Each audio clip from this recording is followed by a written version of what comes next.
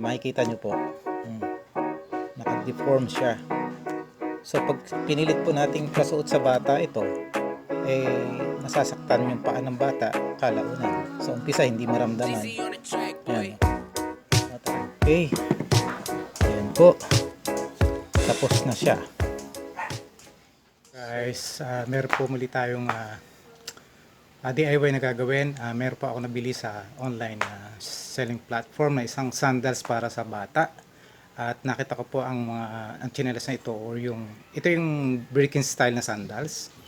Ito po yung dahon niya ay medyo naka-deform. So hindi siya maisuot ng maayos ang bata kung gano'n ang kondisyon. So tara tingnan natin. Ayan, ito po yung sandals, so Birkin style na sandals na nabili natin. Kabubukas ko lang siya, nakita ko agad itong deform na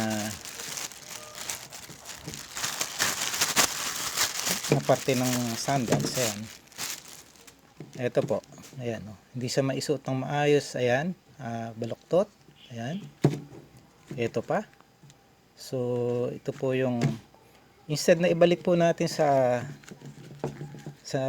seller o yung nagbenta sa atin, gawa na lang po natin ng paraan para maisuot na rin po ng bata. So makikita nyo po, naka-deform siya.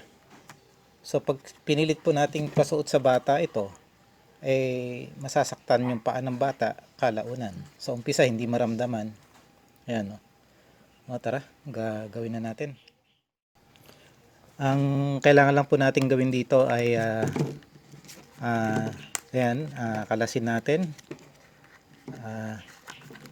At kailangan natin ng blower para lumambot yung goma nito at maituwid natin. Tingnan natin kung maging effective ba. Alisin na natin to. Ayan, ito yung kailangan natin, blower. Ayan, sa papainitan natin siya.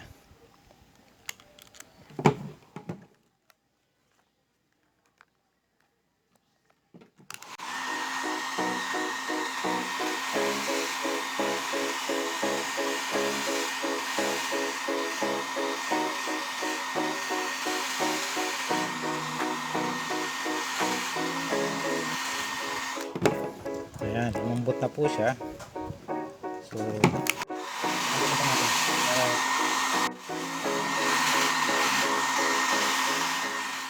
ayan, lumambot na siya. So dito naman itong side na to, ayan,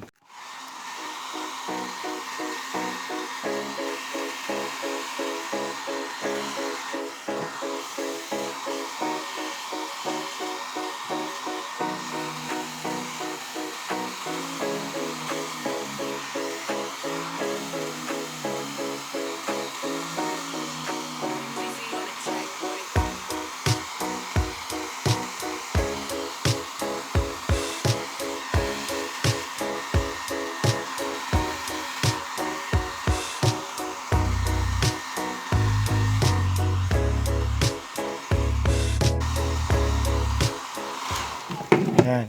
Kung makita nyo po, dumiretso na yung kanyang mga straps, dahon. Bend lang natin ng konti. Ayan, ikabit na natin.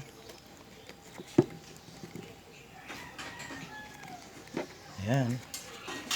So ayusin po natin ng konti. Ayan, kung makita nyo po, umayos na yung mga dahon at pwede na siyang maisuot ng bata. Ayan, at hindi ka na rin po maabalang magbalik nito sa seller. Ayan.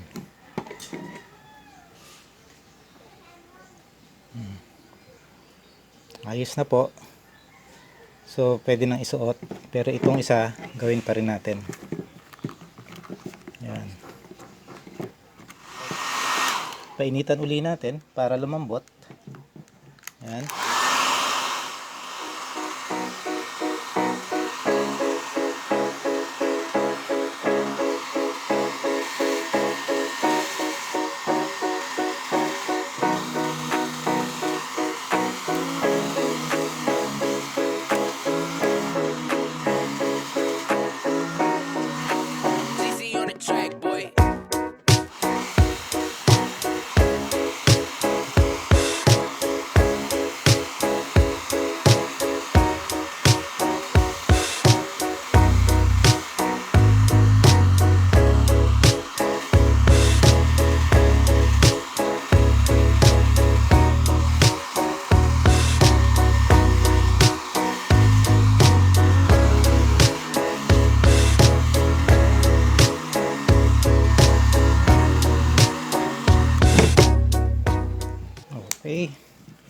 I-bend lang po natin na ganyan para hindi siya, pag pinasok natin dito sa buckles, hindi siya nakatayo. At nakadikit siya sa, ayan, kadikit, hindi nakaganyan, nakataas. Kadikit. Ayan. So, ganun lang po kadali. Ayan. See, kita niyo po, medyo nawala na yung kanyang deformity at komportable po ang bata na maisusuot itong sandals. Ayan. Hello. I-spread lang po natin para maluwag sa paa.